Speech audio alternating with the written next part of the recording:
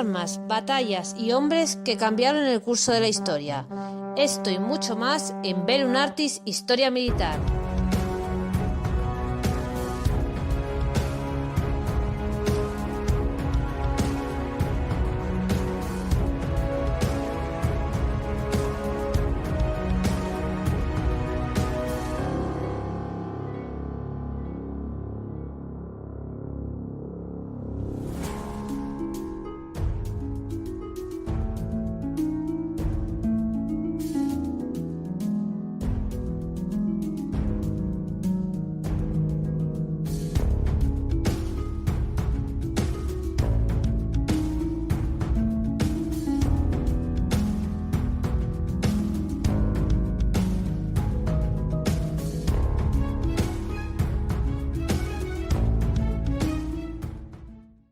Hemos tomado Fuerte Donelson, y entre 12.000 y 15.000 prisioneros, incluyendo los generales Buckner y Bushrod Johnson, también unos 20.000 armas, 48 piezas de artillería, 17 cañones pesados y entre 2.000 a 4.000 caballos y grandes cantidades de suministros. Telegrama de Grant a Washington, Distrito de Columbia. Hola amantes de la historia, esto es Velum Artis Historia Militar, el lugar de encuentro para nosotros los apasionados de la historia. Hoy viajamos a los Estados Unidos, a la Guerra de Secesión, o también conocida como Guerra Norte y Sur. Vamos a intentar conocer una de las batallas, o dos de las batallas, más importantes del comienzo de la guerra. Podemos decir que el primer gran triunfo de la Unión. Vamos a ver las batallas de Fuerte Henry y Fuente Donelson, la primera victoria de la Unión. Para ello contamos con la ayuda de nuestro amigo Emilio Ablanedo, con el que ya conocimos el ejército confederado, conocimos las causas de la guerra y también en el anterior programa la batalla de Bull Run, que queda mejor. Vamos a ver hoy este asedio naval con elementos terrestres también y una interesante batalla. No os molesto más, ya sabéis, si os gusta el programa, darle me gusta, dejar un comentario y suscribiros al canal si es la primera vez que oís hablar de Velum Artis. Si es la primera, espero que os enganchéis y sigáis viendo nuestros programas de historia militar aquí en Velum Artis y también en el nuevo canal Velum Artis, Actualidad Militar y Geopolítica. Iremos subiendo las cosas de actualidad. Ya no os molesto más y comenzamos. Hola Emilio, ¿qué tal? Hola Francisco, pues encantado de estar nuevamente aquí contigo en tu magnífico programa y con todos tus oyentes. Estoy con uno de tus dos libros, Confederación, y tengo detrás al general Grant vigilando, y aquí está Confederación, el libro en el que leí un párrafo relativo a estas batallas de los fuertes. Pues vamos a viajar en el tiempo a un tema que es tu pasión, que es la guerra de secesión estadounidense, o la guerra civil americana, o norte y sur. ¿Cuál es el nombre que más te gusta a ti? Según explico en uno de los primeros capítulos del libro Confederación, hay diferentes denominaciones y yo creo que la más adecuada es Guerra Civil Americana de 1861-1865. Justifico por qué las diferentes terminologías pues son quizá menos adecuadas que esta que acabo de mencionar. Yo creo que es la más exacta y la más precisa. Guerra Civil Americana o Guerra Civil 1861-1865, que es la que utilizo de subtítulo de Confederación. Pues vamos a ir adentrándonos poco a poco en una guerra que ya tratamos. No es hora tampoco de hablar de las causas, porque para eso tenemos el programa que hicimos. Voy a decir una palabra magnífico, porque te quedó muy bien el programa sobre las causas, que recomiendo escuchar a la gente. Y hace poco, el anterior episodio de esta serie que estamos dedicando, no con título oficial de serie, pero sí programas vinculados a esta batalla, tratamos la de Bull Run, que se une a esta batalla de alguna manera, ¿no? Sí, lo que recomiendo encarecidamente a aquellos que no hayan escuchado los programas anteriores, pues que oigan eso, las causas de la guerra civil que nos han llevado pues aquí a lo que vamos a tratar hoy. También cómo eran las tácticas de la época, y tenemos el programa del ejército confederado que ya vamos, creo recordar, por más de 36.000 visualizaciones. Mm. Es un programa que está teniendo mucho éxito. Y tenemos, pues eso, la batalla de Bull Run, que fue la primera batalla importante de la guerra, que se produjo en Virginia en julio de 1861. Entonces fue un triunfo para el sur, pero un triunfo pues que no tuvo una consecución estratégica importante. A partir de entonces, lo que hicieron ambos bandos fue tomarse la guerra en serio. Aquella batalla, que había sido una batalla de voluntarios, entusiastas, de milicianos que avanzaban por el campo de batalla con uniformes bonitos y floridos, pues acabó transformándose en ejércitos de soldados más profesionalizados que utilizaban uniformes mucho más funcionales y que en definitiva ya estaban haciendo la guerra en serio, ¿no? Entonces lo que ocurre en los meses siguientes es que en el frente del este, en el frente sobre todo de Virginia, se paralizan las operaciones o las operaciones tienen un tinte mucho más pausado, mientras que se crea un gran ejército, el gran ejército del Potomac por parte de los unionistas, que ponen a su frente al general McClellan, general del que hablaremos posteriormente en otros episodios, que fue apodado el Gran Napoleón, un tipo muy orgulloso y muy pagado de sí mismo, que fue el gran organizador del ejército unionista que finalmente ganó la guerra, pero era un hombre que organizó también su ejército y consideraba su ejército como una máquina tan valiosa que se atrevía muy poco a utilizarla en combate. Y por eso a lo largo de todos estos meses se caracterizaba por la gran pasividad. El presidente Lincoln le reclamaba constantemente que atacara, pero él se dedicaba a pedir más tiempo para seguir organizando a su ejército, ¿no? Y por lo tanto, en el frente del este, en el frente de Virginia, las cosas estaban más o menos tranquilas. Sin embargo, la situación empezará a ser mucho más diferente en el frente del oeste. Y cuando estoy hablando del frente del oeste, no pensemos en el territorio más allá del Mississippi, el territorio del Trans-Mississippi, porque entonces los Estados Unidos, pues todavía, quitando a Texas o a Kansas, o el territorio indio, todavía no se habían extendido hacia el oeste, ¿no? Y por supuesto, con la salvaguarda de, como vemos en el mapa, California y Oregón. Cuando hablamos del territorio del oeste, desde el punto de vista de la Guerra Civil Americana, fundamentalmente nos estamos refiriendo al territorio que radica entre el río Mississippi y los montes Apalaches. Hemos de tener presente, si queremos entender algo de cómo transcurrió la guerra civil, la gran diferencia que existe espacial y geográfica entre este frente del oeste, que sobre todo se luchó en territorios como Tennessee. Tennessee fue, después de Virginia, el estado donde se combatieron más batallas en la guerra civil, la gran diferencia que existe con el territorio del este. Mientras que en Virginia estamos hablando de un frente muy reducido, que entre los montes Apalaches y el mar en algunos sectores tiene apenas 100 kilómetros de extensión y que además está cruzado por ríos que transcurren perpendicularmente al avance de los ejércitos, es decir, ríos que fluyen de oeste a este hasta desembocar en el Océano Atlántico y por tanto los ríos son obstáculos para la penetración de los ejércitos. Sin embargo, en el oeste nos encontramos con una situación totalmente distinta. En el oeste nos encontramos con grandes ríos, muchos de los cuales transcurren en la misma dirección de avance de los ejércitos, de tal manera que los ríos son unos instrumentos fundamentales para la penetración de los ejércitos unionistas en el sur. Todavía hoy en día estos ríos que estamos viendo aquí, el río Mississippi, el río Ohio, el Tennessee, el Cumberland, son ríos que se utilizan para el transporte marítimo y podemos ver incluso hoy en día en páginas de los Estados Unidos de transporte marítimo el ideograma de estos ríos como si fueran líneas de metro. Es que siguen siendo grandes avenidas de transporte de personas y de mercancías. Y en aquella época, pues lo eran mucho más, pues porque la infraestructura viaria y ferroviaria, claro está, estaba mucho menos desarrollada que hoy en día. Y además la extensión de este frente era ingente. Si en zonas de Virginia la extensión, por lo tanto, que tenían que cubrir los ejércitos sureños para impedir el avance de los ejércitos del norte era de 100 kilómetros, aquí estamos hablando, por ejemplo, que en el frente que hoy vamos a analizar, es decir, entre el río Mississippi y los montes Apalaches hay una extensión de 620-630 kilómetros, la misma extensión que existe aproximadamente entre Madrid y Barcelona. Y vamos a ver cómo, por ejemplo, los confederados disponían aproximadamente de 70.000 hombres para cubrir todo ese frente. Es un territorio, por lo tanto, mucho más amplio y que favorece mucho más el avance de los ejércitos. Tenemos que tener en cuenta también de forma muy importante la situación de los estados en aquel momento. Es algo fundamental. Tenemos los estados del profundo sur, al este del Mississippi. Tenemos, como vemos, Mississippi, Alabama, Georgia y Florida y Carolina del Sur en el profundo sur.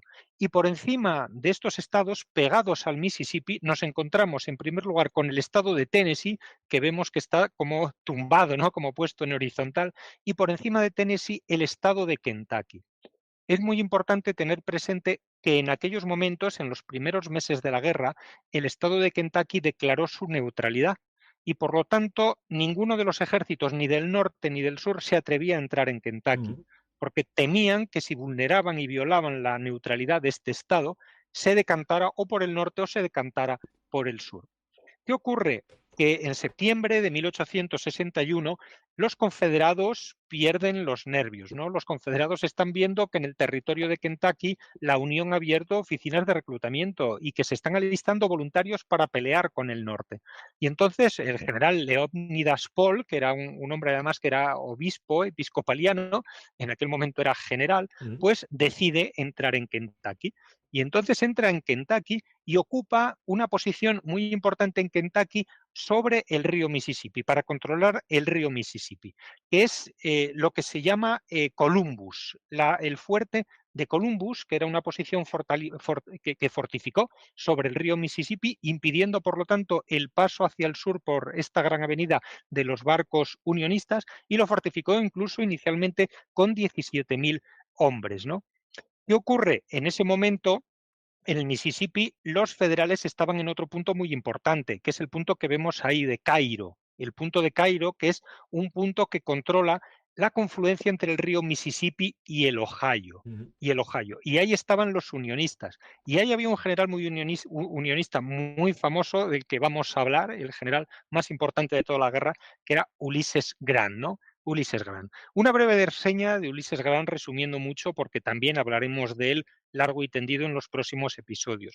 Ulysses Grant se convertirá en el gran héroe de la Unión, será el único general que consiga la derrota y la rendición total de 3 ejércitos confederados. Es el general unionista que gana la guerra civil americana, pero en estos momentos era un desconocido.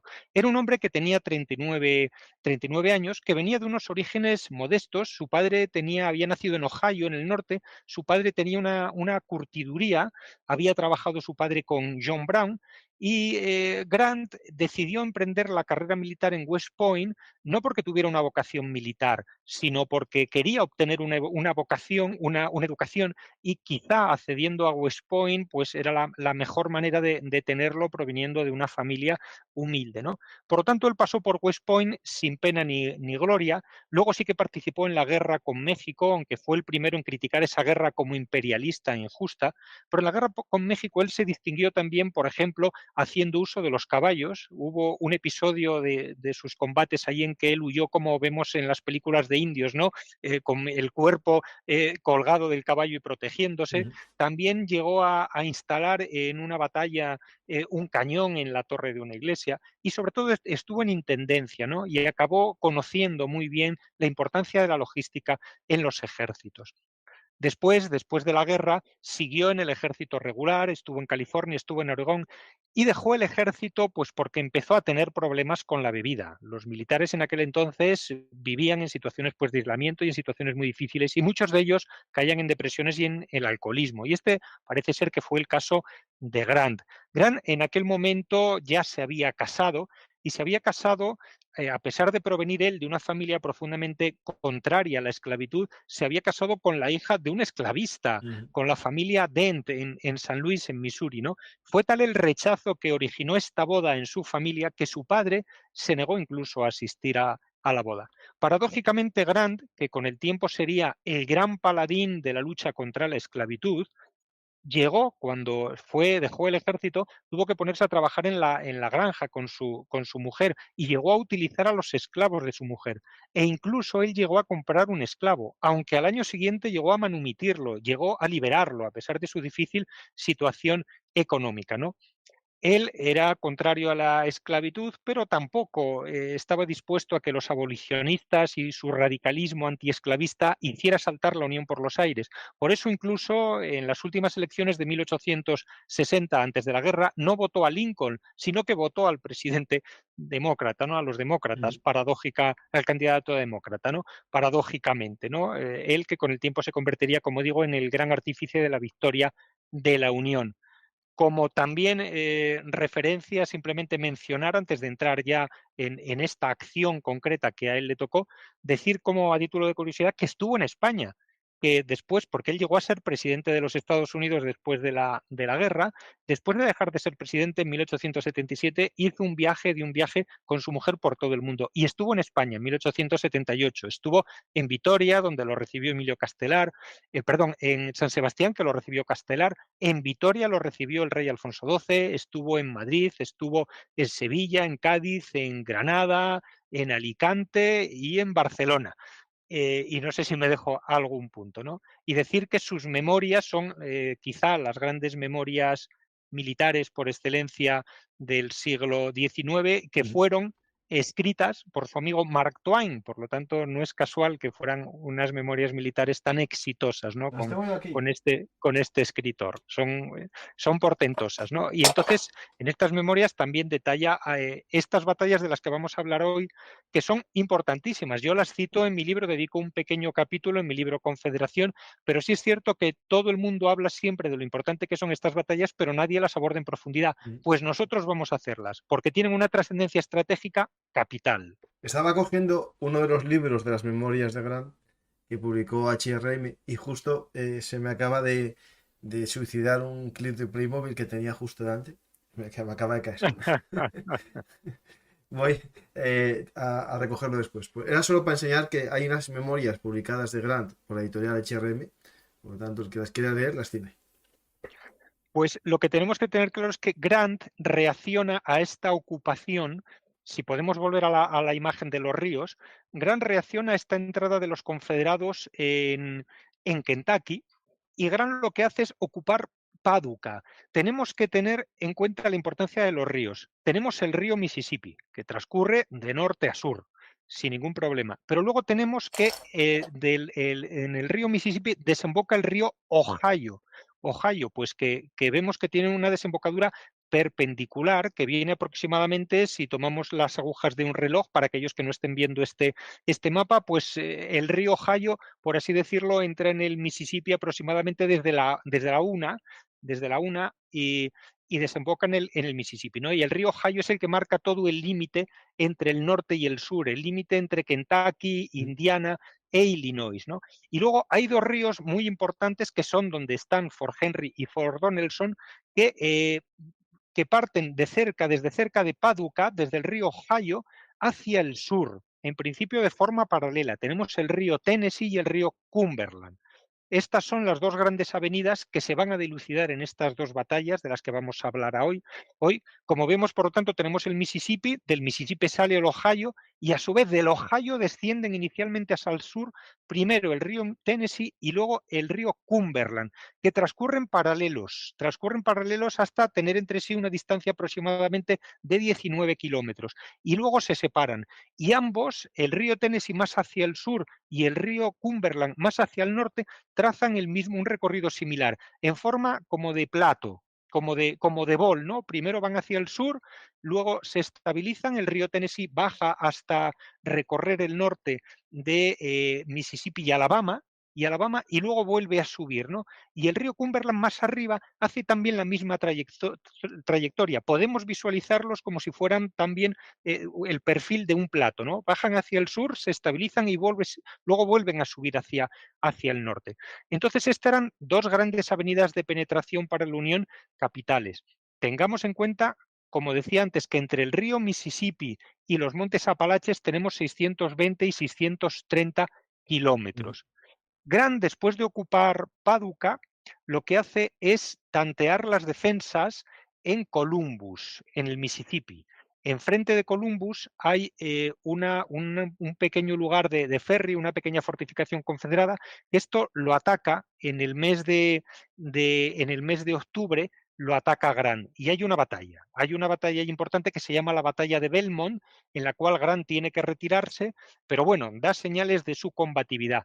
Y a continuación también hay una batalla en lo que se llama Cumberland Gap, ya en el mes de enero de 1861, donde los confederados atacan, es una batalla muy pequeña en Springs Mill y son derrotados. Es propiamente la primera victoria de la Unión en la Guerra Civil. Como digo, es una batalla muy pequeñita que apenas se salda con unas decenas de muertos, pero vemos que en definitiva tenemos una línea extensísima que transcurre por Kentucky, entre Kentucky y el norte de Tennessee, una línea de 620-630 kilómetros que ya se ha tanteado por parte de unionistas y confederados en sus extremos, en su extremo oeste en el Mississippi y en su extremo oeste en los montes Apalaches. En esos momentos, al frente de todas las fuerzas confederadas en este territorio tan amplio, a principios de 1861, vamos a tener a Albert Sidney Johnston, que antes veíamos también una imagen de él. Albert Sidney Johnston, que vemos aquí, era por entonces el general confederado más prestigioso y más famoso. Era mayor general, era un tipo que había sido general en 3 ejércitos. Había sido general en el ejército de los Estados Unidos, militar en el ejército de los Estados Unidos, había sido general en el ejército de la República Independiente de Texas, porque ya sabemos que durante unos años Texas fue independiente, desde que se independizó de México hasta que pasó a formar parte de la Unión, de los Estados Unidos. Y Johnston también siguió desempeñando su carrera en el ejército de los Estados Unidos hasta que con la secesión del sur él tenía una gran vinculación con Texas y se hizo pues también militar del ejército confederado, mayor general del ejército confederado. Y será el militar de mayor rango en morir en combate, porque morirá meses después en la batalla de Shiloh, de la cual quizá podamos hablar, y murió desangrado. Precisamente dio la casualidad de que él había sido herido unos meses antes en un duelo, y entonces tenía un nervio de la pierna insensible. De tal manera que cuando lo hirieron en la batalla de Shiloh, inicialmente no se dio cuenta que estaba herido, hasta que vio su bota rebosando de sangre, ¿no? Y quizá el no haberse apercibido antes de tiempo de que estaba herido, pues fue lo que precipitó su muerte, ¿no? Pero bueno, este era, como digo, el general confederado que dirigía este frente tan amplio. Y a él no le preocupaba tanto su centro, donde estaban los fuertes Henry y Fort Donelson, de los que ahora vamos a hablar, como él temía sobre todo una ofensiva en Bowling Green. Él temía sobre todo una ofensiva de los federales más hacia su derecha en Bowling Green, ¿no? De tal manera que lo que nos encontramos en esos momentos es que los confederados tenían un centro que estaba protegido únicamente por 4.900 hombres y que se apoyaban en 2 fuertes que estaban cubriendo en la parte norte de Tennessee los ríos Tennessee y el río Cumberland. Vamos a ver ahora si podemos poner la diapositiva donde estaban los fuertes Fort Henry y Fort Donelson. Vemos que justamente estos fuertes se habían establecido, Fort Henry y Fort Donelson, justamente en los límites entre Tennessee y Kentucky, porque los confederados todavía no se atrevían a entrar en Kentucky por esta neutralidad que mantenía Kentucky, y por eso dijeron, pues vamos a proteger estas 2 grandes vías de penetración hacia nuestro territorio, que es el río Tennessee y paralelamente el río Cumberland, con 2 fuertes. Y entonces establecieron 2 fuertes de tierra en el otoño de 1861. El primero fue Fort Donelson. Fort Donelson lo establecieron en el río Cumberland y era una fortificación, que vamos a verla luego más en profundidad, poderosa. Era una fortificación de tierra, pero que se elevaba 30 metros sobre el nivel del río Cumberland, que ofrecía un campo de tiro de más de 3 kilómetros. Y luego estaba rodeado además este fuerte, que tenía la extensión de 10 campos de fútbol, por una serie de líneas fortificadas por tierra que abarcaban, como veremos, un perímetro pues de 5 kilómetros, de más de 5 kilómetros, ¿no? Pero sin embargo, luego en el río Tennessee se crearon, pocos meses después, una fortificación de tierra que era Fort Henry.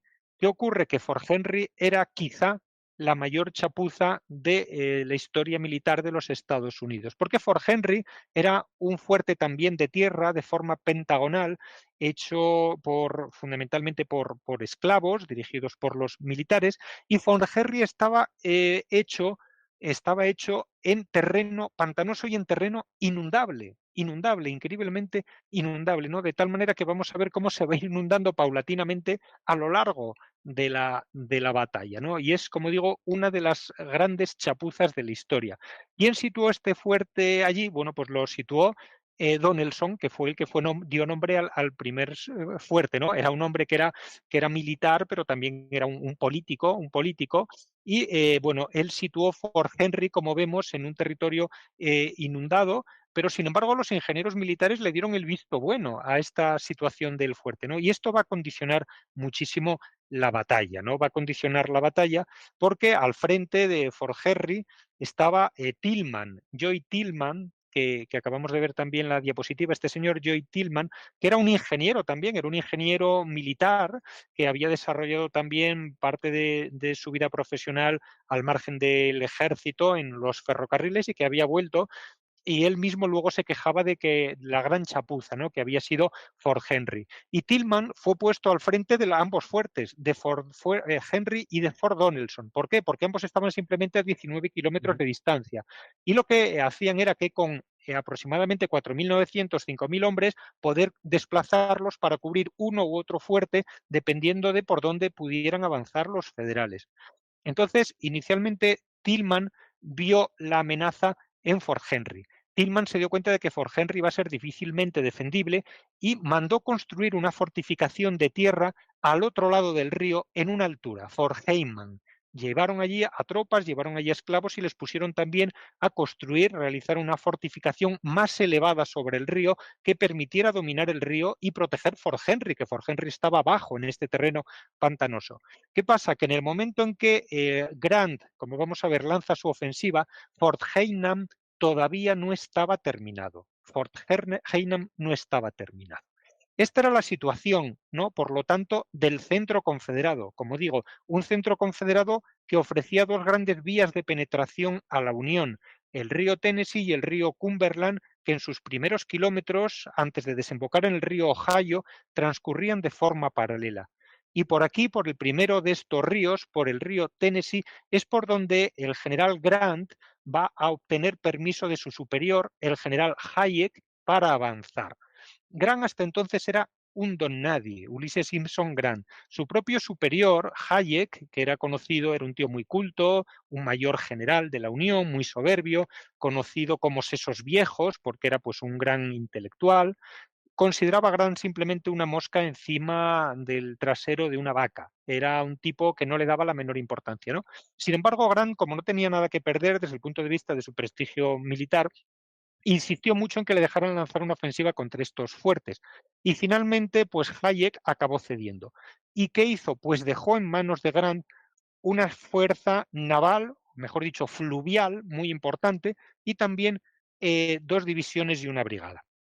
Dejó en manos de Grant una flotilla muy importante de vapores que habían sido blindados en Cairo, que eran 4 vapores blindados en hierro, llamados ironclads. Eran naves muy poderosas, eran vapores sobre los cuales se había hecho un recubrimiento de hierro de los primeros barcos blindados que iban a entrar en combate, y estaban acompañados estos 4 ironclads, estos 4 buques blindados, de otros 3 buques denominados timberclad. Timberclad porque eran buques revestidos de madera muy dura, estaban por lo tanto con una protección en madera, no en hierro, sí en madera, y también ofrecían pues una protección importante hacia los disparos de los cañones, al menos los de bajo calibre, que se podían hacer en aquella época, ¿no? Entonces tenemos que Grant tiene esta flotilla que estaba comandada también por un tipo que va a ser muy importante en la primera parte de la Guerra Civil Americana, que es el comandante, comandante Foote. El comandante Foote es un hombre pues, que va a dirigir esta flotilla naval del Mississippi, y es un tipo que se va a hacer bastante famoso antes de la Guerra Civil, porque él había estado prestando servicios también como militar, luchando contra el tráfico de esclavos en las costas de África. Y entonces Foote, aquí lo tenemos, Andrew Hull Foote, lo que había hecho es escribir un libro. En África estábamos. Sí, Andrew Hulford estuvo pues luchando contra este comercio de esclavos en África, luego participó también en la Segunda Guerra del Opio, en China, en fin, era un personaje que después de haber vivido pues el trágico comercio y lo mal que trataban a los esclavos en estos barcos, pues él dio muchas conferencias en los Estados Unidos y se hizo muy famoso en los círculos abolicionistas, ¿no? Entonces era un tipo que quería luchar con mucho ahínco contra el sur y contra el esclavismo, ¿no? De tal manera que la operación que va a dirigir Grant, en principio, estaba previsto un ataque coordinado y simultáneo de estas naves acorazadas avanzando por el río y paralelamente avanzando por ambas orillas las dos divisiones principales de Grant. Una división por el lado oeste, comandada por Smith, como vemos aquí, por el general de brigada Smith, y otra segunda división por el lado este, comandada por McClernand, ¿no? ¿Qué ocurre? Que los días 4 y 5 de febrero de 1862, que es cuando situamos esta acción, 4 y 5 de febrero de 1862, aproximadamente a 5 kilómetros por encima de Fort Henry, Grant comienza a desembarcar sus fuerzas, ¿no? Y estas empiezan a avanzar por tierra. Smith tenía la misión, avanzando por el lado este, de conquistar Fort Heyman y desde allí poder bombardear desde las alturas a Fort Henry, ¿no? Y McClernand, la misión fundamental que tenía era evitar que las tropas de Tillman, del confederado Tillman, que aproximadamente eran en aquellos momentos 4.900 hombres, pudieran huir, es decir, capturar a toda la guarnición de Fort Henry avanzando, en este caso, por el lado este. ¿Qué pasa? Que las tropas por tierra empiezan a avanzar y el terreno era pantanoso, hay lluvias, hay ríos, hay riachuelos, el avance de las tropas terrestres es muy lento. Y entonces, ¿qué hace Foote? ¿Qué hace Foote con sus barcos? Lanzarlos hacia adelante. Él había enviado el día antes a un barco a hacer una exploración y a tantear las defensas de Fort Henry, y él dice, vamos a lanzar adelante sobre todo los 4 ironclads, los 4 buques blindados de hierro, y vamos a ir a por Fort Henry con todo lo que esté a nuestro alcance. Como digo, en Fort Henry había una guarnición poderosa, aproximadamente de 4.900 hombres. Tenía además 11 cañones apuntando hacia el río, con un frente de tiro, una capacidad de tiro de 3 kilómetros, apuntando de frente a la avenida de los barcos unionistas. Tenía otros 6 cañones pesados también apuntando, en este caso, hacia el interior. Incluso tenían algún torpedo. Torpedo llamaban entonces a las primitivas minas marinas, en este caso fluviales, ¿no? Para evitar la llegada de los barcos, ¿no? Pero esta situación no arredra a Foote, que lanza sus barcos adelante, y entonces el día 6 de febrero comienza el combate por Fort Henry. ¿Qué ocurre? Que antes Tillman se da cuenta que la situación está perdida.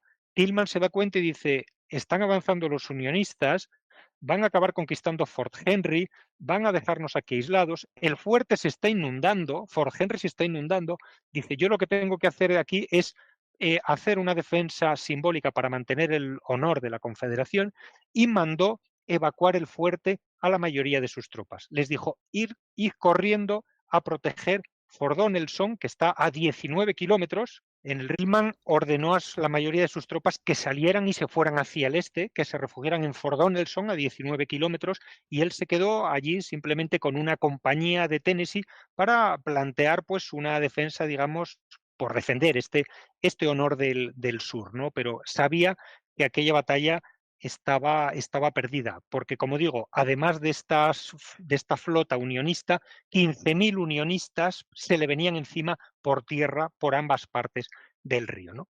¿Qué ocurre? Que Foote se adelanta con sus 4 barcos blindados y comienza a las 12:30 de la mañana del 6 de febrero de 1862 a bombardear Fuerte Henry desde una distancia aproximada de 1.500 metros. Los confederados comienzan a replicar el fuego y se inicia una lucha poderosa que dura 75 minutos. ¿Qué ocurre? Que estos ironclads, como digo, tienen una gran potencia de fuego, están muy bien blindados y van desarmando uno a uno todos los cañones confederados, salvo uno. ¿Qué ocurre? Que los confederados tampoco son mancos y en un momento dado impactan, consiguen penetrar la coraza del USS Essex y producen una explosión de su caldera y que barre la mitad de la embarcación, todo el vapor caliente, y les ocasiona 32 muertos y heridos al USS Exeter, ¿no? Que va a ser la gran pérdida que tengan los unionistas en esta batalla. Pero ¿qué pasa? Que después de 75 minutos de combate, lo que ocurre es que a los confederados solo les queda uno de los cañones pesados que están apuntando hacia estos barcos que estamos viendo aquí. Ya tienen el polvorín del puerto, del fuerte inundado, porque va subiendo la marea, tienen unos cuantos heridos, están desmoralizados, y es cuando Tillman decide rendirse. Iza la bandera blanca y entonces se acerca a una de estas cañoneras, él sube a bordo y firma la rendición del fuerte, ¿no? Y pocos minutos después, apenas media hora después, ya están encima las fuerzas que avanzaban por tierra, tanto las del Smith como las de McClernand, ¿no? Para ocupar el fuerte Henry. ¿Qué pasa? De todas maneras, si Grant hubiera retrasado su avance solamente 2 días, no hubiera sido necesaria esta batalla. ¿Por qué? Porque 2 días después la subida del nivel del río había inundado completamente Fort Henry. Claro, es que No existiría el en puerto. el mapa actual es todo el río inundable. Y el mapa actual, desde los años 30 que construyeron una presa, Fort Henry está totalmente bajo el Sí, agua. sí, sí. Lo que queda de Fort Henry, totalmente bajo el agua, ¿no? Pero como digo, el día 8 de febrero, este fuerte ya estaba totalmente sumergido. Hubiera sido una batalla submarina, ¿no? Hubiera sido imposible. Por supuesto, la defensa de Fort Henry porque estaba bajo el agua. Pero a partir de entonces comienza una operación que a mí me encanta, que a mí me parece fascinante y que es bastante desconocida y se ha hablado muy poco.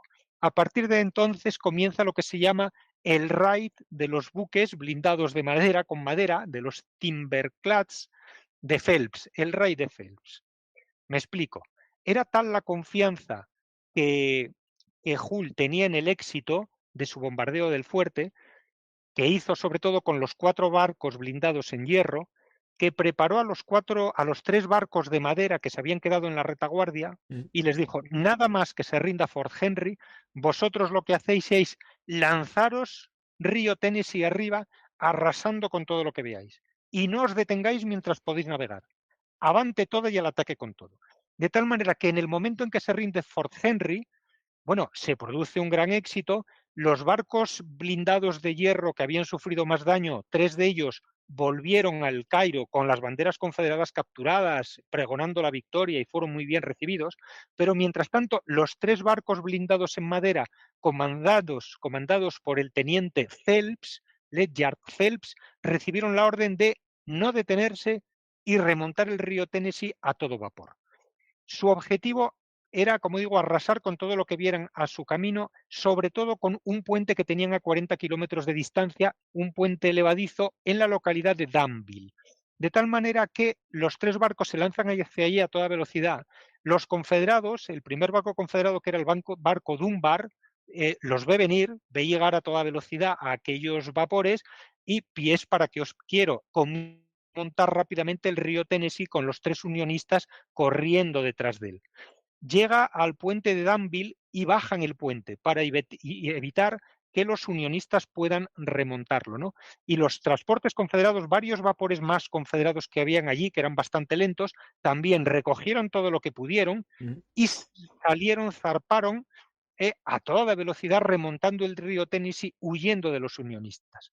Los unionistas llegan al puente levadizo sobre Danville, desembarcan. Primero habían, eso sí, cañoneado el campamento de unos regimientos de Tennessee, pero desembarcan donde estaba el puente de Danville y consiguen en 1 hora de trabajo arreglar su maquinaria para que se levantara el puente y poder seguir la persecución. Y siguen río arriba a toda velocidad, persiguiendo a los barcos confederados más lentos. Los confederados se dan cuenta con estos barcos más lentos de que los unionistas los van a atrapar. Entonces, uno de estos barcos lo que hacen es incendiarlo y dejarlo a la deriva, con la esperanza de que explote y la explosión afecte a los barcos perseguidores. ¿Qué ocurre? Que los unionistas lo ven venir, guardan las distancias y esperan a esta gran explosión, ¿no? Que no les causa un daño destacado. Sigue la gran carrera. Hay 2 barcos más confederados que se ven en la misma situación. 2 barcos que van llenos, cargados de explosivos, ven que los unionistas los van a atrapar y lo que hacen es irse a tierra.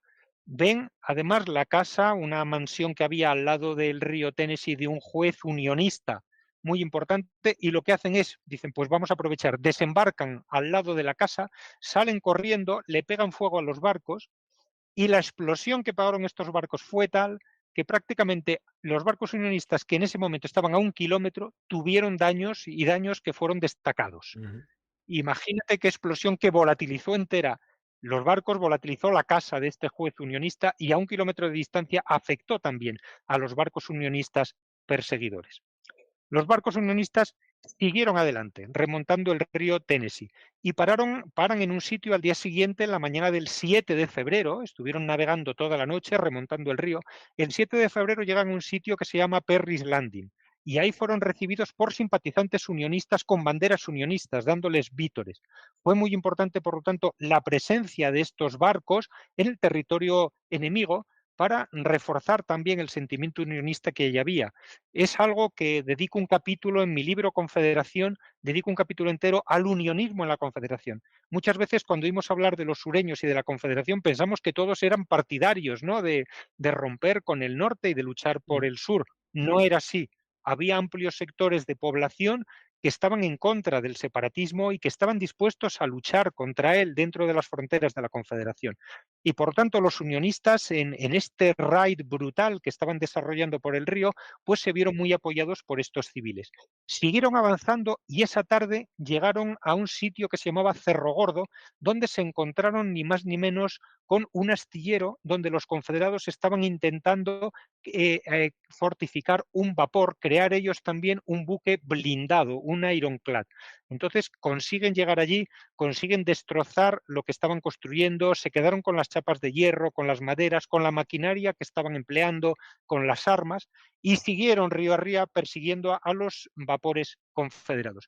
Y paulatinamente los vapores confederados, según veían que los unionistas se iban aproximando, normalmente lo que hacían era pegarse fuego. Hubo uno incluso que puso su caldera, sus motores en marcha en dirección contraria, y por lo tanto se lanzaron en plan suicida contra los buques unionistas, ¿no?, intentando provocar esta explosión que llevara a su enemigo también por delante con ellos sin conseguirlo. Y paulatinamente, como digo, muchos de estos transportes iban cayendo en manos unionistas. Y finalmente los unionistas llegaron ya a Alabama, entraron incluso en el estado de Alabama. Tengamos en cuenta que habían partido de Kentucky y llegaron a Alabama, al norte de Alabama. Llegaron a la localidad de Florence. Y allí, bueno, fueron recibidos por las autoridades, que les pidieron que el pequeño puente que ya había, que no lo volaran, que no lo destruyeran, y los unionistas accedieron. Vieron que no tenía un valor militar el puente que había allí de ferrocarril, y lo dejaron incólume. No, Y sigue ya igual, se, sigue ahora en pie todavía, ¿eh? Sí, y ya se dieron la vuelta, porque ya desde allí había unos bajíos y ya no se permitía la navegación. Entonces, tardaron 2 días en ir hasta allí, hasta Alabama, y tardaron otros 2 días en volver. Y volvieron también, pues, atacando campamentos de tropas confederadas, destruyendo definitivamente el puente de Danville, etcétera. Y llegaron de vuelta el día 10 a Fort Henry. Fue un gran éxito. Llegaron a penetrar en territorio enemigo 240 kilómetros. El teniente Ledyard Phelps, con estos 3 Timberclads. Fue un gran éxito para la Unión, que creó además un efecto psicológico devastador en los confederados. El gobernador de Alabama llegó a movilizar a la milicia. Estas personas que estaban supuestamente seguras en el profundo sur vieron de repente a los unionistas en la puerta de sus casas, y vieron cómo entre sus vecinos muchos sacaban también banderas unionistas y estaban dispuestos a plantarles cara, ¿no? Fue un golpe de efecto material y psicológico muy importante. Y llegaron a destruir 3 vapores confederados, a capturar 3 vapores confederados, a destruir o provocar la destrucción de otros 6, y a apropiarse de una gran cantidad de material, de hierro, de cañones, de maderas, que podrían ellos utilizar también para crear otras embarcaciones blindadas. Como digo, este fue el gran éxito del raid de Phelps, ¿no? ¿Qué ocurre? Que esta es la situación que tenemos a partir del 6 del 7 de febrero. Fort Henry ha caído en manos de Grant.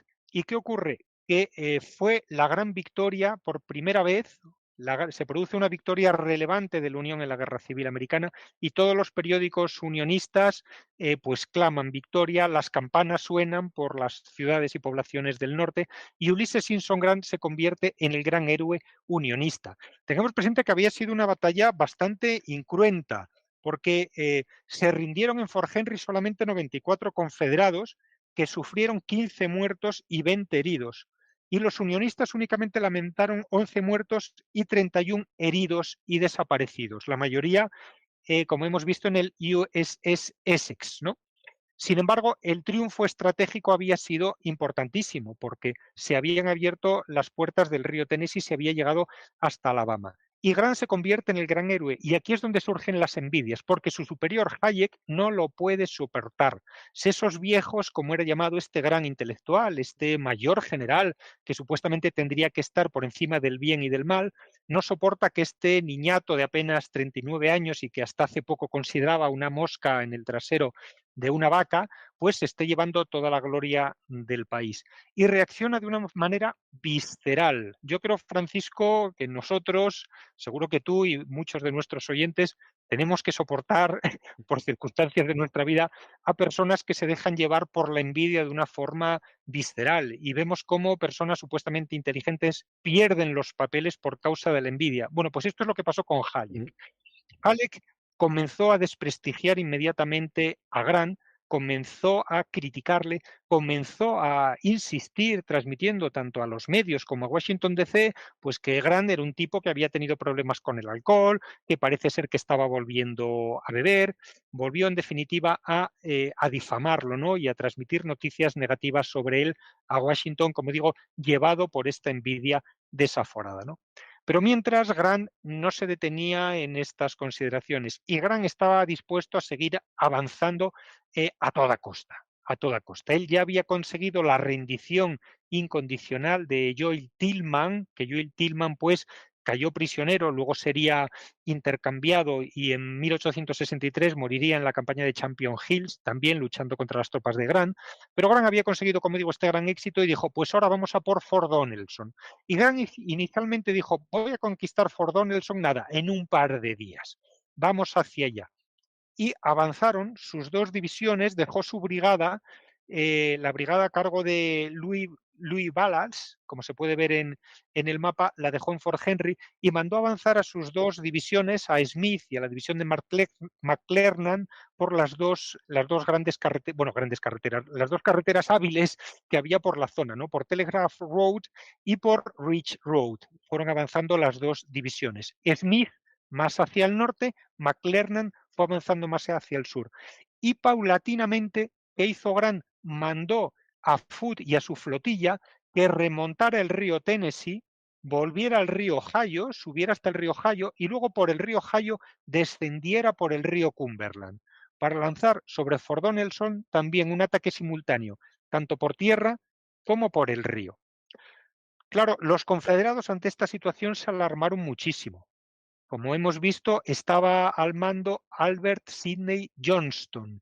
Y en aquel momento, en la fortificación más importante que tenían los confederados en el Mississippi, que era en Columbus, estaba Pierre Gustave Toton Beauregard. Beauregard, que había sido el gran héroe de la batalla, de la primera batalla del Bull Run, ¿no? De Bull Run.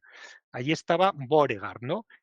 Y Beauregard, pues era también, pues como digo, un general prestigiosísimo en la Confederación. Entonces, Johnston dices, ostras, están destrozando nuestro centro, han conquistado Fort Henry, no sé si Fort Donelson será capaz de aguantar una ofensiva desde tierra.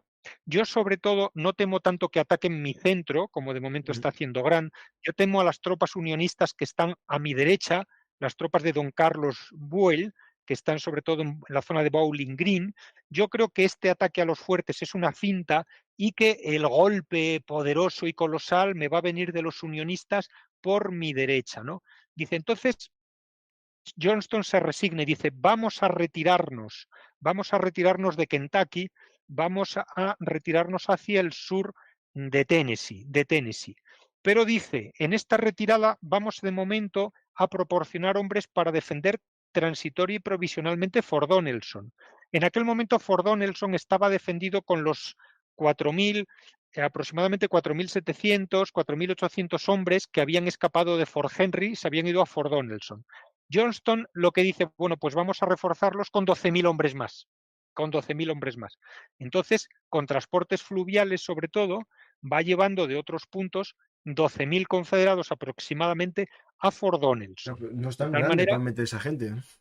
no, Fort Donelson tenemos que tener en cuenta, vamos a ver el plano, que tiene una extensión, lo que es propiamente Fort Donelson, Ah, aproximadamente vale, de, pero hay dos áreas, vale, vale, vale. ahí está, 10 campos de fútbol. Lo que es propiamente Fort Donelson, sobre el río Cumberland, tiene 10 campos de fútbol.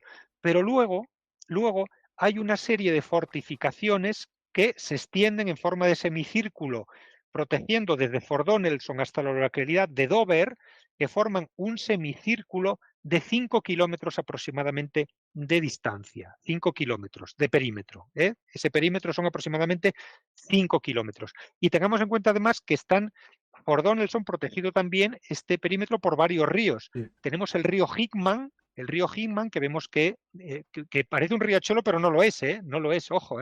El río Hickman es más importante de lo que parece en este mapa. El No, río es que tiene Hickman un estanque. En Google Maps se va a ver mejor. sí, se ve en Google Maps muy bien, pero el río Hickman desemboca en el Cumberland. Luego, entre Fort Donelson y la pequeña ciudad de Dover, o el pequeño pueblo de Dover, está el Indian Creek, y luego hay otro, más allá de Dover, bueno, hay varios, pero el más importante es el Leak, del que hablaremos luego. Es el río Leak, ¿no? Esta es la situación. Entonces, los federales van avanzando hacia Fort Donelson. Los confederados van reforzando Fort Donelson con 10.000 hombres, que se suman 10.000, 12.000 hombres, que se suman a los que ya había ahí, hasta reunir aproximadamente, pues del orden de cerca de 15.000 hombres, 16.000 hombres, aproximadamente. ¿Y qué ocurre? Las fuerzas de Grant van avanzando. Inicialmente son hostigadas por la caballería confederada. La caballería confederada que están a cargo de un hombre del que hablaremos luego, de Nathan Bedford Forrest, No, me que es sale que uno de son los... 3,5 kilómetros de superficie, más o menos. Puede ser de millas, en millas, porque en kilómetros son No, no, lo más. estoy. De kilómetros cuadrados, ¿eh? Ah, kilómetros cuadrados. Sí, sí, sí. En el perímetro yo lo estuve midiendo y No, consultando y perímetro son son 8 kilómetros, más o menos, lo que me sale a mí haciendo el sí, ojo de un cubero.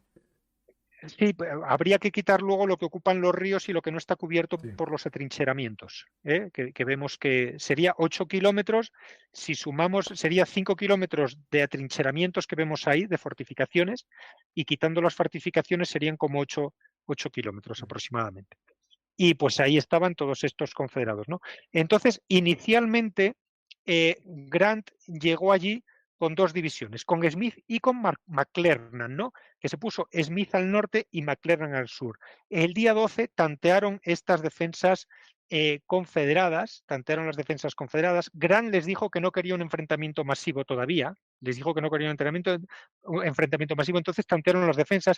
Al mismo tiempo hubo un barco, el USS Conestoga, que tanteó las defensas de Fort Donelson, fue el barco que primero se adelantó, y el día 13 ya empezaron, tanto Smith como McClernand hicieron caso omiso de Grant y empezaron a tantear las defensas confederadas más en serio, más fuertemente. Hubo primero combates justamente enfrente de Fort Donelson a cargo de la división de Smith y luego de McClernand, que tenía enfrente, ahora vamos a ver a Pillow, ¿no? Vamos a hablar ahora de los mandos confederados, ¿no?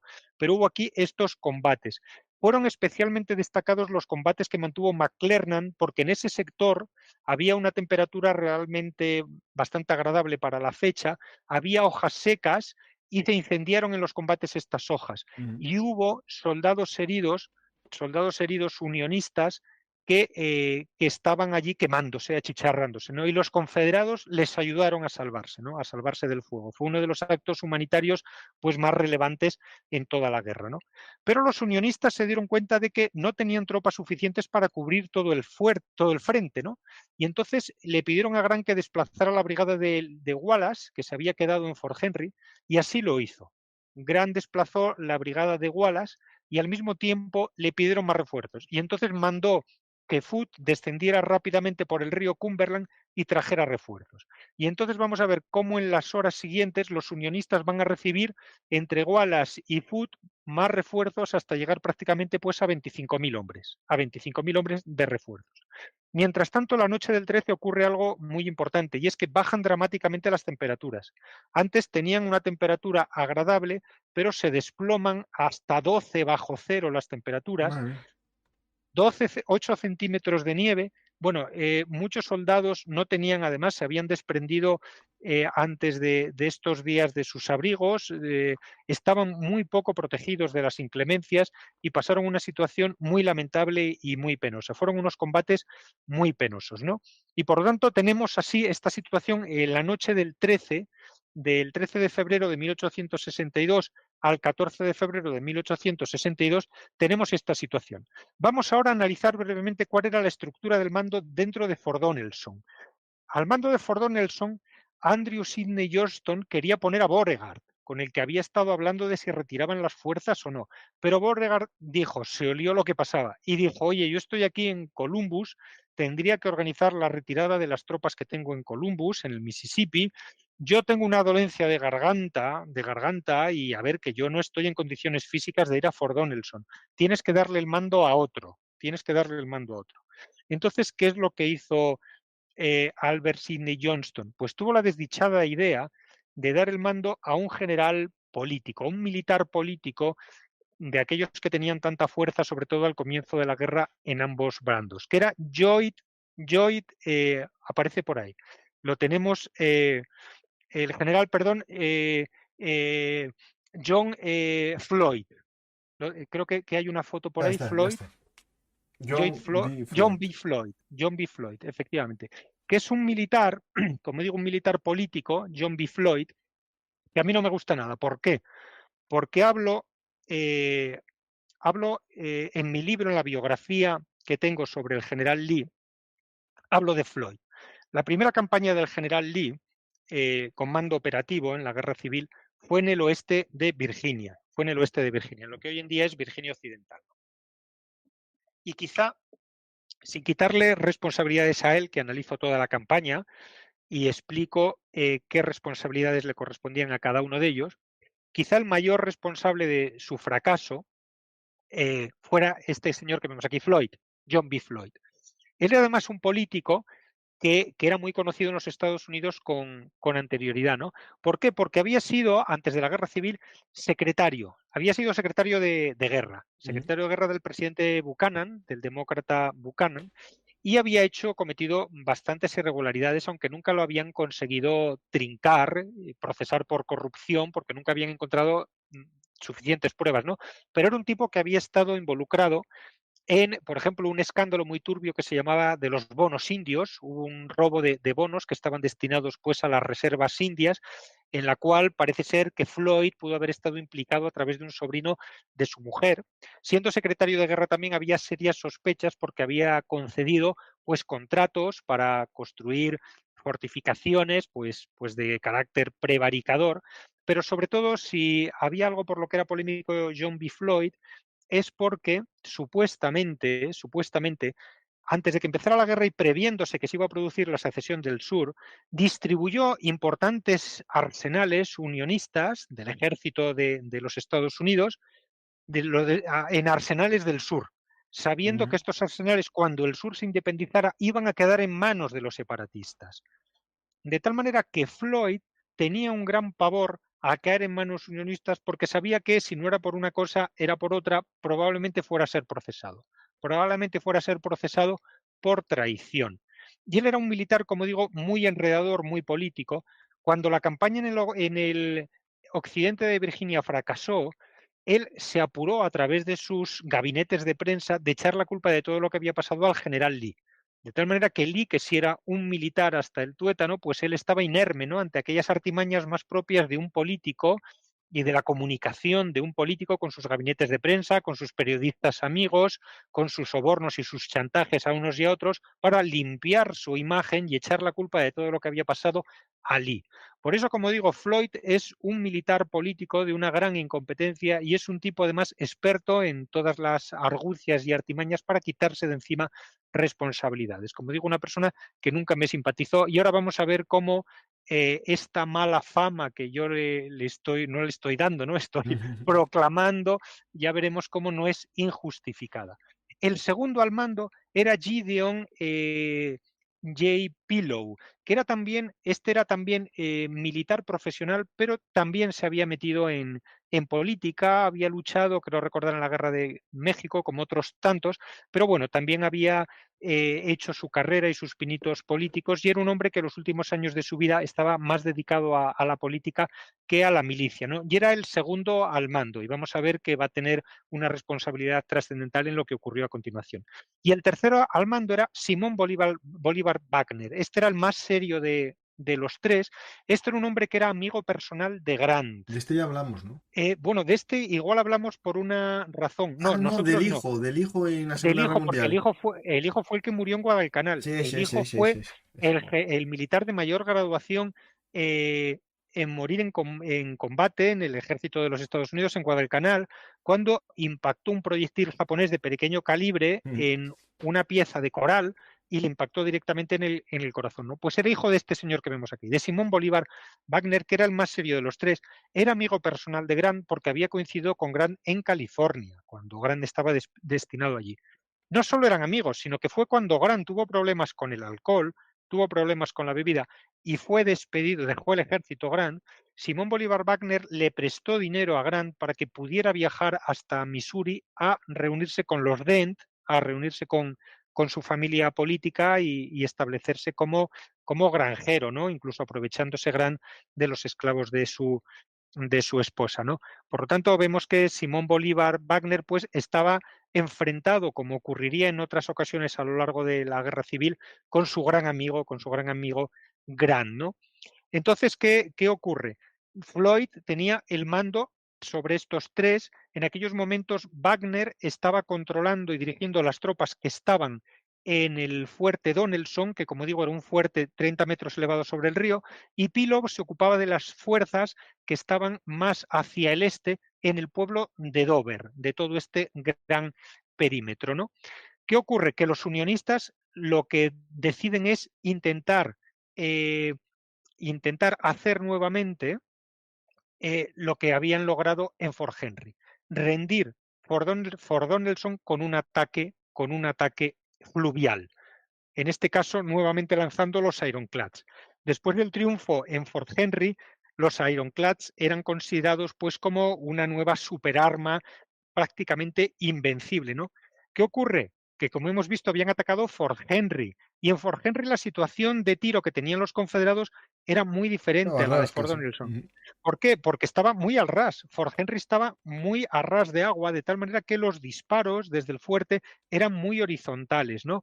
Y sobre todo impactaban en la parte más protegida de estos barcos, que eran los costados. Sin embargo, en Fort Donelson, la mayoría de las baterías, a pesar de que las únicas que quedan son las del agua, había baterías más elevadas, 30 metros, de tal manera que tenían una capacidad de disparo muy superior y el índice de impacto que tenían los proyectiles podía convertirse en mucho más lesivo para estos ironclads y timberclads que había ocurrido en Fort Henry, ¿no?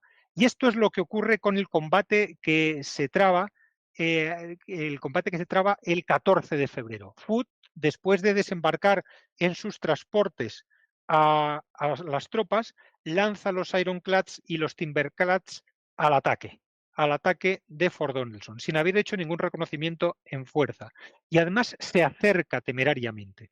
Comienza el combate también aproximadamente a 3.700 a 1.700 metros, comienza a disparar y llega a acercarse prácticamente a 350 metros, ¿no? Que es una distancia letal. Podía haber aprovechado el gran calibre de sus barcos para cañonearlo a distancia o podía haberse arriesgado, como pasará un año después, o año y medio después en Vicksburg, a pasar, ¿no?, de largo de la fortaleza y dispararle, ¿no?, desde la retaguardia, pero no, se acerca para intentar reducirlo con el fuego letal que había demostrado en Fort Henry, se queda apenas a 350 metros y el resultado es letal para los unionistas porque reciben una tempestad de hierro sobre ellos impresionante.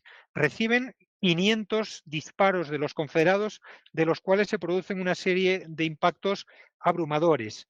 Por ejemplo, de los 4 Timberclads, barcos blindados en hierro, el San Luis fue impactado 59 veces, el Carondelet 54 impactos, el Louisville recibió 36 impactos y el Pittsburgh recibió 20 impactos. Y es que los confederados tenían en esa zona 12 cañones de gran calibre y al final les fueron también aprendidos unos cuantos cañones más que participaron en esta opción. Como digo, fue un auténtico desastre para los Ironclads sobre todo, y el propio Foote fue herido incluso en su pie, haciendo honor a su nombre, pues fue herido también Foote en su pie y tuvo que retirarse, ¿no? De tal manera que esto fue una gran victoria confederada, ¿no? Pero ¿qué pasa? La estructura de mando confederada era un auténtico dislate, Por una parte, mientras que unos de estos generales que veíamos, a Floyd, a Pillow y a Wagner, uno de ellos transmite que habían logrado un gran éxito, otro transmite que habían tenido una situación muy apurada y que iban a tener que evacuar el fuerte porque cada vez los unionistas eran más fuertes, ¿no? Y se exponían a un asalto, ¿no? Después de mantener serias deliberaciones en el hotel de Dover, en el pequeño pueblo de Dover, lo que deciden estos tres generales es largarse a toda velocidad de Fort Donelson. Dijeron, hemos conseguido un gran éxito, pero no vamos a poder mantenernos aquí en un cerco de los unionistas, no podemos evacuar a las tropas por el río, porque la mayoría de las embarcaciones que ellos tenían se habían trasladado hacia Nashville para llevar a heridos y no les daba tiempo a volver en el momento adecuado para evacuar a todas estas tropas. Y entonces lo que deciden ambos tres en un consejo de guerra es salir de allí combatiendo. Y entonces el día 15 lo que deciden es lanzar un ataque hacia el este, sobre todo encabezado por las tropas de Pillow, hacia el este, por la zona de Dover, para abrir la carretera de Nashville, abrir un hueco, forzar a retroceder a los unionistas, que dejaran abierta la carretera hacia Nashville y evacuar a toda velocidad Fort Donelson, las tropas de Fort Donelson, por tierra, ¿no? Entonces se conciertan para esto y se lanzan al ataque, aproximadamente a las 9:30 de la mañana del día 15 de febrero. Se produce por primera vez en el frente del oeste el famoso Rebel Yell, del que hablamos también del que hablo en mi libro Confederación y del que hablamos en el episodio dedicado al ejército confederado. El grito de guerra rebelde que helaba la sangre de los yanquis se produjo por primera vez en el escenario del oeste esa misma mañana. Todos los soldados unionistas que estaban ateridos de frío, semicongelados en aquel territorio tan inhóspito y tan hostil, entraron rápidamente en calor cuando vieron abalanzarse sobre ellos pues a los salvajes sureños lanzando aquellos alaridos que les hacían parecer banshees, que eran aquellos seres espectrales de la cultura irlandesa que anunciaban la muerte. Pues se lanzaron sobre ellos estos confederados y les abrieron una brecha enorme. En un combate que duró aproximadamente 2 horas y media les hicieron retroceder 3 kilómetros. Y eso que las tropas de Floyd que iban avanzando no se empeñaron con la rapidez y con la contundencia que exigía la situación, porque iban avanzando de una forma bastante paulatina. Pillaron de sorpresa a las tropas de McClernand. Además, en aquellos momentos de la guerra los unionistas todavía pues, no tenían la veteranía táctica adecuada y la experiencia que se les pudiera suponer a estas alturas de la guerra, porque no habían acumulado suficientes cantidades de pólvora y de munición en las inmediaciones, de tal manera que tuvieron que aprovisionarse desde más lejos y esto pues condicionó mucho su eficacia combativa y les forzó a retroceder hasta que establecieron una línea defensiva en un risco, en un cerro, mejor dicho, que ya consiguió detener 3 ataques sucesivos confederados, ¿no? Inicialmente, además, McClernand pidió apoyo a Wallace, que estaba a su izquierda, pero Wallace todavía, como había recibido instrucciones de Grant de no meterse en combates a fondo, pues dudó. Estuvo dudando durante 1 hora antes de enviarle refuerzos o no, hasta que finalmente se lo envió, ¿no? Y el propio Grant, que estaba situado en Widow Crisp, como vemos en el mapa, estaba situado hacia la izquierda, acudió al frente y cuando se encontró con confederados y vio que llevaban las mochilas llenas, de comida para 3 días, se dio cuenta y dijo, estos tipos no están intentando simplemente hostigarnos o darnos batalla, sino que están intentando evacuar evacuar todo el territorio de Fort Donelson y territorios aledaños. Y entonces dijo, probablemente, si estos tipos están intentando evacuar, probablemente las fuerzas que están defendiendo Fort Donelson estén flaqueando ahora, porque estén vaciando, evacuando sus posiciones. Y mandó atacar a su izquierda. Grant manda atacar a las tropas de Smith, a la división de Smith a su izquierda, y las tropas de Smith consiguen conquistar las primeras líneas confederadas que defienden Fort Donelson. Pero lo importante, sobre todo, es que los confederados habían conseguido su objetivo, que era abrir la carretera hacia Nashville, y podían escapar de esta prisión en la que estaban metidos, de esta ratonera en la que estaban encerrados. ¿Qué ocurre? Que en el momento en que tienen la victoria al alcance de su mano y van a poder salvarse, el que duda, sin saberse por qué, es Pillow. De repente, Pillow, en vez de decir, oye, adelante, evacuemos todos y salgamos corriendo de aquí, lo que dice Pillow es, vamos a detenernos, nuestras tropas están desorganizadas, están dispersas, necesitamos, después de una mañana entera combatiendo, que se reaprovisione a los hombres, se les den más munición, y entonces se ordena retroceder y volver al fuerte. Y dice, bueno, pues ya intentaremos mañana la salida. Y retroceden increíblemente al fuerte. Y esta decisión, a pesar de que Wagner la discute y se echa las manos a la cabeza, Floyd la acepta. Acepta esta barbaridad que le está diciendo Pillow y se vuelven al fuerte, al perímetro defensivo, vamos. Y lo que hacen las tropas unionistas con sus refuerzos, pues es extender nuevamente sus tentáculos y volver a embolsarlos. ¿Y qué ocurre? Que esa noche, la noche del 15 al 16 de febrero, se reúnen nuevamente en Consejo de Guerra estos tres sujetos, por llamarlos de alguna manera, y dicen, vamos a ver, estamos rodeados, no tenemos posibilidad de que se nos rescate fluvialmente porque los barcos no van a llegar a tiempo. Han tomado las defensas avanzadas de Fort Donelson y mañana los unionistas pueden realizar un asalto. No se sabe muy bien de dónde. Anima a la situación Wagner diciendo, sí, si asaltan Fort Donelson, yo garantizo que tendremos unas bajas del 75%. Y entonces, entre estos tres personajes, lo primero que decide Floyd es, yo me voy de aquí. ¿Y qué hace Floyd? Delega el mando en Pillow. Y Floyd lo que hace es que a primera hora de la mañana se embarca con 2 regimientos suyos de virginianos y se larga río Cumberland para arriba en el último vapor que quedaba, con 2 regimientos. Y Pillow, que se había quedado como segundo al mando de todo, lo que hace es, yo me doy el piro también. Delega el mando en Wagner y él cruza el río Cumberland en un bote y se pone a salvo. Y al final el que se queda para negociar con Grant es el último tonto, que es Simón Bolívar Wagner. Simón Bolívar Wagner, ¿no? Que entonces, después de que se ha ido Floyd y se ha ido Pillow, entonces decide pedir condiciones para la rendición a su amigo Grant y le envía una nota. ¿Qué pasa? Que entre tanto sus tropas están a punto de amotinarse, porque sus tropas se dan cuenta que estos tipos están en desbandada, Claro. que les van a vender. Y sus tropas están a punto de amotinarse, porque dicen, esto es una traición, pero si apenas hemos combatido, y lo que hemos combatido muy bien, y hemos derrotado a los yanquis, y hemos avanzado, y ahora nos retiramos, y ahora nos vamos a rendir. ¿Pero esto qué es? Esta era la situación, ¿no? Y entonces es cuando Grant recibe la nota de Simón Bolívar Wagner, de su amigo Wagner, y lo único que le dice Grant es, exijo rendición incondicional, que en inglés se dice unconditional surrender, rendición incondicional. Y Simón Bolívar Wagner reflexiona, poco tiempo, la verdad, pero reflexiona y se queja. Y le escribe una nota de respuesta a Grant en la que dice más o menos, a pesar de su oferta tan poco generosa y tan poco caballerosa, la acepto.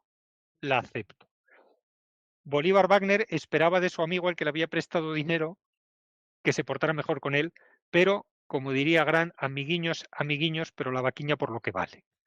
Y en tiempo de guerra no hay amistad que valga y la rendición tiene que ser incondicional.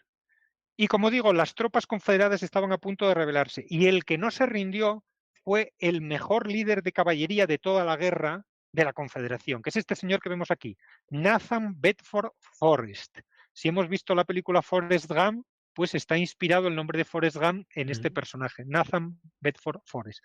Este tipo, yo creo que hablaremos en otros episodios más adelante, es un hombre del cual se podrían hacer varias películas, porque era un tipo autodidacta, era un hombre que venía de una familia muy, muy humilde, sin embargo se convirtió en plantador, se convirtió en un gran esclavista, se hizo millonario. Cuando comenzó la guerra civil, él se alistó como soldado raso, llegó a financiar también un regimiento, acabó siendo un auténtico genio táctico de la caballería, pero por simple instinto natural. Y era un hombre de una gran ferocidad. Y fue un tipo, y es un tipo muy controvertido, por dos razones, porque después de la guerra fue el gran mago del Ku Klux Klan, del primer Ku Klux Klan, aunque él luego renegó de él, del primer Ku Klux Klan, y también, sobre todo, por un acontecimiento que hoy en día sigue siendo todavía controvertido para los historiadores, que es por una matanza de soldados negros que produjeron, que realizaron sus tropas en Fort Pillow. Aunque, como digo, es un tema controvertido en el que hay pues muchas discusiones acerca de si él dio o no las órdenes, si aquello fue una matanza a sangre fría o fue una matanza en el curso de las postrimerías del combate. En fin, hay muchas dudas sobre ello, ¿no? Pero en cualquier caso decir que la figura de Forrest es controvertida desde este punto de vista moral, que no táctico, porque fue un táctico impresionante, un Voy a poner táctico brillantísimo. unos cuadros de John Paul Strain que son magníficos sobre él y su salida de Fort Donelson. No sé si los Sí, hay conoces. uno de Mort Kunzler también, que yo te he pasado, de Mort Kunzler hay uno, porque Bedford Forrest dice, yo no me rindo, yo aquí no me rindo, yo no he venido aquí con mis hombres para rendirme. Y él con sus 700 hombres de caballería, algunos montando dos en un caballo, se escapó a través del río Leak, el río que parte de la zona de Dover, de la población de Dover, ahí se escapó, consiguió escaparse de todo el cerco. Lo que demuestra, además, en otras ocasiones hemos discutido sobre si la guerra civil podía ser ganada o no por los sureños, y yo hablaba de una cosa muy importante, que es la voluntad de combate. La voluntad de combate es determinante.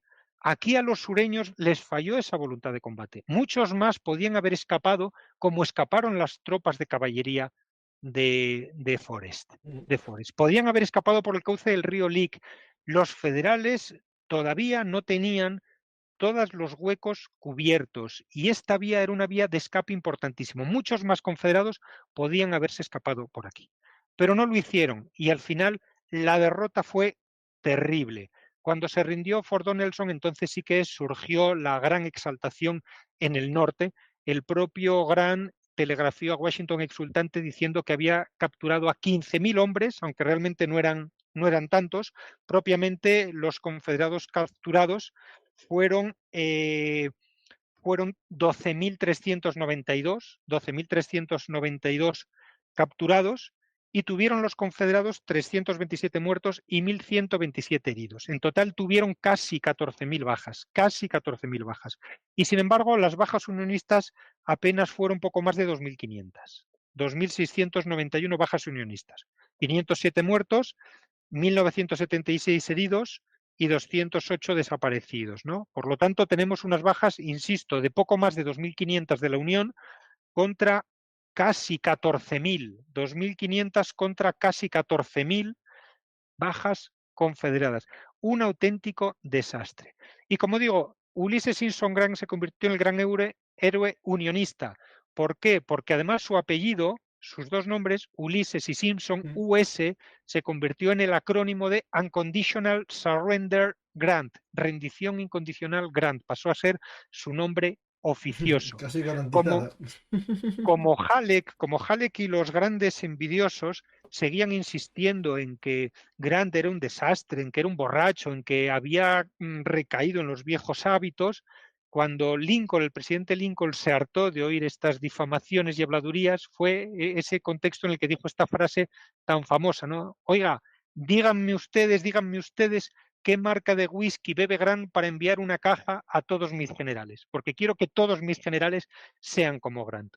Grant también fue caricaturizado recibiendo la rendición de su amigo Wagner con el que luego además tuvo un trato cordial personalmente, con un puro en la boca. Grant fumaba ocasionalmente, pero a raíz de aquella caricatura y de aquel relato periodístico que lo identificaba con un puro, recibió millones de puros de todo el territorio unionista, ¿no? Y esto le indujo a fumar más y quizá a largo plazo lo convirtió en un fumador empedernido y a largo plazo fue la causa de su muerte, porque él falleció de un cáncer de laringe, ¿no? Menos mal que no le Bastante, dieron también alcohol.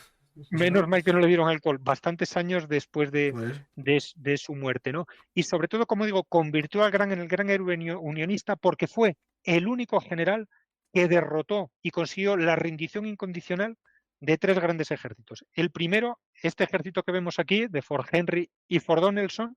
En segundo lugar, conseguirá partir en dos a la Confederación con la rendición de Vicksburg y el ejército del general Pemberton.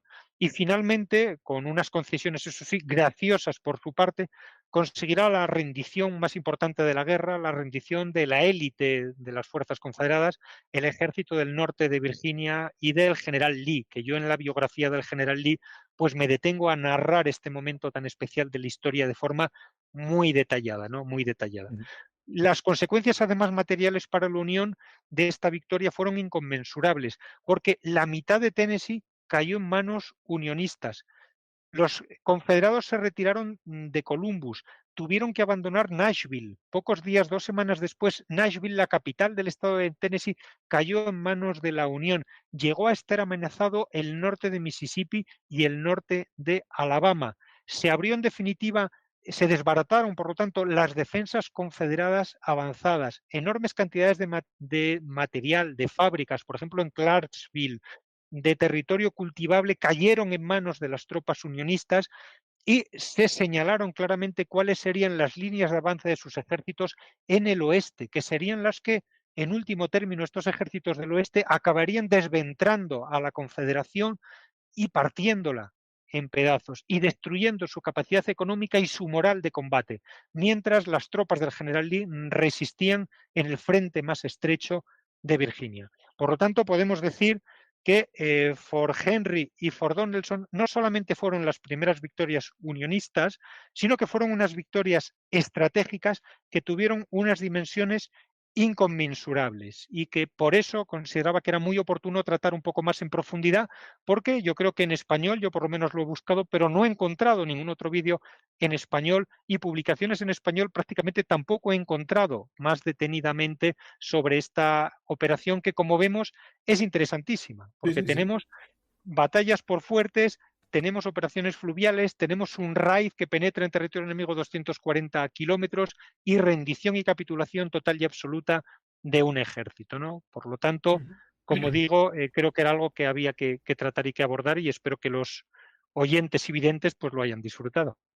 No tengo dudas ninguna. Yo la verdad que no conocía estas. Yo pensé que estos Ironclad eran un poco posteriores. O son los Ironclad más bajitos los que eran posteriores, los Monitors, ¿no? Bueno, tengamos presente, que podríamos hablar también en otro episodio, que al mes siguiente, en el mes de marzo, hablo de memoria, pero creo recordar que fue el 8 de marzo de 1862, fue el primer enfrentamiento que se produjo entre dos buques Ah, blindados, vale, vale. blindados que fue en Hampton Roads, el Virginia, el CSS Virginia, contra el USS Merrimack. Este era el monitor. El Merrimack, ay, por Dios, el Monitor, contra el US Monitor. El Virginia contra el Monitor. Este era el que era pues, el tipo Monitor, Sí, sí. que eran de los primeros, bueno, fue el primer modelo y a partir de ahí se fueron haciendo en serie, ¿no? Pero todavía no. Aquí los que tenemos son los Ironclads, que muchos estaban hechos sobre una estructura preexistente que simplemente la blindaban con este material de hierro. La mayoría de los barcos, he de decir, fueron cayendo de los vapores, cayeron en manos unionistas porque las grandes compañías que dirigían estos grandes barcos de transporte del Mississippi tenían la sede social en el norte y la mayoría de estos barcos se recluyeron en lugares como Cairo controlados por las tropas unionistas y muchos de estos barcos fueron usados como transportes por la Unión y otros reconvertidos en estos Ironclads y en los Timberclads. Pues, Emilio, vamos a las preguntas del público y recomiendo a la gente que lean tus dos libros, Confederación, que está aquí ahora mismo, y el de Lee, que está ahora mismo lo pongo encima, aunque se me va a desmontar un poco. Vamos a ver si consigo ponerlo mientras la gente pone las preguntas. Ahí, mira, no se desmontó mucho. Pues ahí está. Vamos a las preguntas, Emilio. ¿Te has preparado? Adelante. ¿Ese Fort Henry tiene algo que ver con el que sale en el último Moicano? No, por zona no, ¿no? No, no. Ese es otro Fort Henry, bueno, que además es una localización muy, muy famosa de la Guerra de la Independencia y no tiene nada que ver. Lo que ocurre es que es cierto, si uno busca, por ejemplo, en Google, eh, teclea Fort Henry, lo primero que le sale es que está relacionado con la Guerra de la Independencia, que además está muy bien preservado hoy en día y muy bien conservado. Sin embargo, el Fort Henry al que nos hemos referido está totalmente debajo del agua, lo que queda, porque además estaba hecho de tierra, no de mampostería, ni siquiera de mampostería. Era construcciones en tierra, hechas apresuradamente, sobre todo por esclavos. De las guerras franco-indias, que sería un poco el tema este del Moicano, Efectivamente, sí. tengo un programa que recomiendo ver, muy interesante, con José Antonio López Fernández, en el que se adentra en las guerras franco-indias de 1756-1760, y también con él tengo uno sobre la guerra de los 7 años, que se vinculan a los dos conflictos. Pues vamos a la siguiente pregunta. Emilio, ¿conoces al dibujante Henry Lobby o Alfred Baut? Sí, sí, he visto cosas de ellos, sí. Pero no los conozco en profundidad, ¿eh? Sí que, por ejemplo, ilustran, hay muchos, muchos libros generalistas que salen ilustraciones de ellos, sí. Sí, sí. Así encuentro alguna. Sea lápiz, hay muchas.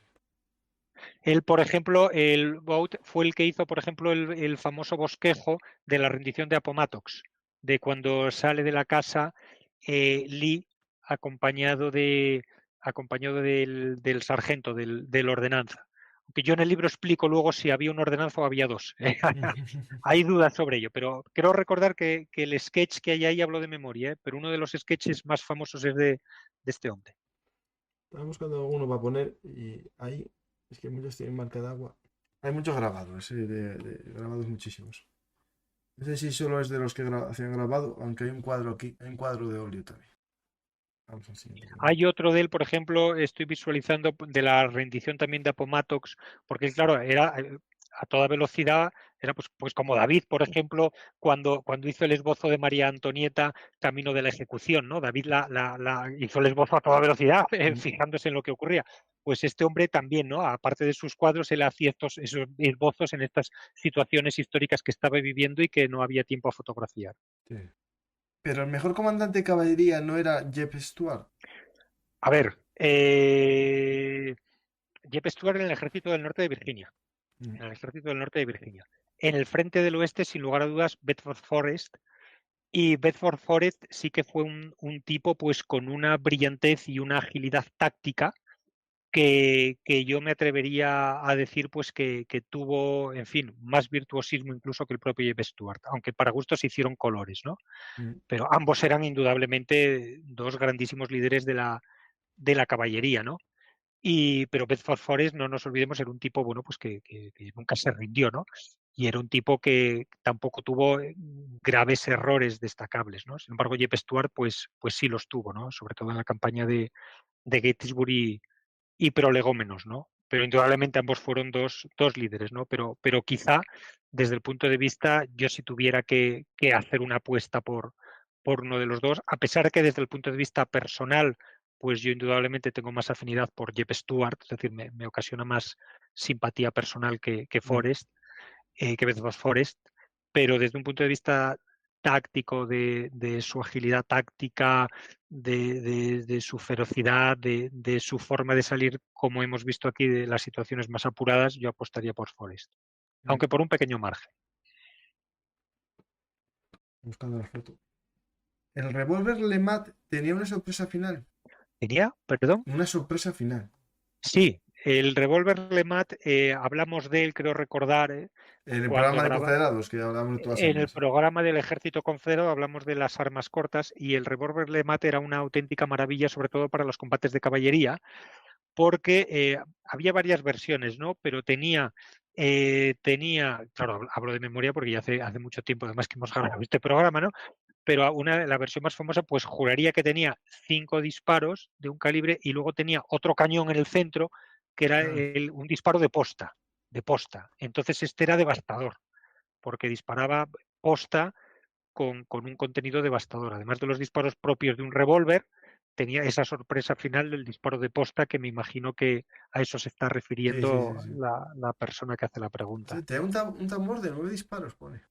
Había varias versiones, ¿eh? Mm. Uno sí, había otro que creo, hablo de memoria, otro de 9, pero me acuerdo que Digamos, incluso comentábamos los calibres en la... sí, sí, Y sí, sí, sí. en el libro yo dedico también, en el libro de Confederación, dedico también un capítulo a las armas y menciono el LEMAT.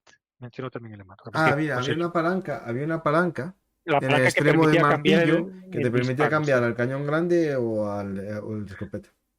Era un revólver, eso sí, muy pesado, como es lógico, pero sí, recuerdo que hablamos del más en profundidad, pero claro, es que ya hace, pues hace bastante, ahora estoy escribiendo otras cosas y hace, las armas las tengo, pues se me olvidan, calibres y estas cosas se me olvidan con el paso del tiempo. A ver si no, la gente que lo quiera ver, el programa Confederación está ahí, pero creo que había hecho yo uno El sobre ejército un confederado. corto, sí, pero había hecho un corto yo, que era El Ah, sí. Soldado Confederado, cogiendo un extracto del programa, y lo pongo aquí para el que se lo quiera ver. Ahí lo tenéis. Ahí viene un poco las armas. Está aquí junto con el del Ejército Confederado. Pues vamos a... Pregunta, creo que solo queda una más ya. Importancia del fusil con la bala moderna que tenían los unionistas, a diferencia del sistema antiguo usado por los fusiles confederados. Sí, esto también lo hablamos en Sí, sí, en profundidad, este programa. en ese programa lo hablamos en profundidad, tácticas, cómo esto influyó. Bueno, por repetir brevemente, decir que era importantísimo los nuevos fusiles, rifles, mejor dicho, de ánima rayada y la bala Minié tuvieron una importancia determinante en las tácticas. ¿Por qué? Porque la bala Minié conseguía muchísima mayor precisión y muchísimo mayor alcance que los mosquetes de ánima lisa y proyectil esférico. En esos momentos de la guerra todavía no se habían extendido el uso de estos fusiles modernos entre las tropas de ambos bandos. Lo consiguió la Unión a finales de 1862 generalizarlo y la Confederación en la primavera de 1863. En estos combates a los que me refiero, la Confederación tenía en el oeste especiales carencias para conseguir estos fusiles y tenía, por lo tanto, un porcentaje relevante de sus tropas que estaban equipadas todavía con los primitivos mosquetes que, como digo, influyeron decisivamente en las tácticas a desarrollar, porque con las nuevas balas Minié, Mm. con los cañones de ánima rayada, las viejas formaciones napoleónicas devinieron rápidamente obsoletas. Tú no podías seguir avanzando en formación cerrada como hacían las grandes unidades en las guerras napoleónicas, a asaltar una posición enemiga, porque con una descarga Sí, sí. a 200 metros te hacían fosfatina. Ya no digamos, por supuesto, luego que encima te estuvieran ya disparando con artillería a esa distancia, ¿no? Que a 250 metros, pues los proyectiles también de metralla eran devastadores, ¿no? Pero la fusilería podía tener un alcance eficaz prácticamente de 600, 700 metros. Sí. Pues, Emilio, muchas gracias por este viaje en la historia. Espero que la gente se anime a leer tus dos libros, Confederación y el General Lee, y el que estás escribiendo, cuando esté, también. No te voy a preguntar Muy de qué bien. es, porque en público no se puede contar sus secretos, pero seguro No que se va a puede gustar a la contar, gente. pero está relacionado también con la historia de Estados Unidos y ya puedo anunciar que será para todos los públicos. Es decir, será un libro que va a gustar mucho Mm. a los aficionados a temas militares o de historia militar, pero un libro que va a gustar a personas, incluso a las que no les guste nada la historia militar, pues porque vamos a tratar muchísimos temas muy variados relacionados con Estados Unidos y alguno también con la historia de España. Pues Así que eso me gusta. encantadísimo de haber estado aquí, Francisco. Muchísimas gracias por tu invitación y un saludo muy afectuoso a todos los que nos están viendo u oyendo. He intentado explicar las cosas también para aquellos que por las razones que sean no pueden visualizarnos y prefieren oírnos, ¿no? Y si me lo permites, me gustaría lanzar un saludo muy especial a aquellas personas que o esta noche o cualquier otra noche vayan a ver este vídeo trabajando. Sí, Aquellas también. personas que tengan que trabajar, particularmente, por ejemplo, pues los vigilantes de seguridad, que yo he hecho guardias en nocturnas en la mili, de muchas horas y sé lo duras que pueden ser estas noches, pues me gustaría lanzar un saludo muy afectuoso a aquellos que les hemos servido de alguna distracción esta noche, particularmente a aquellos que están trabajando pues en tareas nocturnas de seguridad. Pues te aseguro que va a haber mucha gente que nos escucha de noche, de día, a la vez en el espacio-tiempo, unos de día, otros de noche, porque nos escucha gente en todo el mundo. Y lo de escuchar Belum Artis trabajando, pues me contaron de todas las situaciones, de todas. Gente en oficina, que es lo tal, otros en el autobús, otros en el camión, otros en el taxi, camareros o cocineros, cuando pueden también.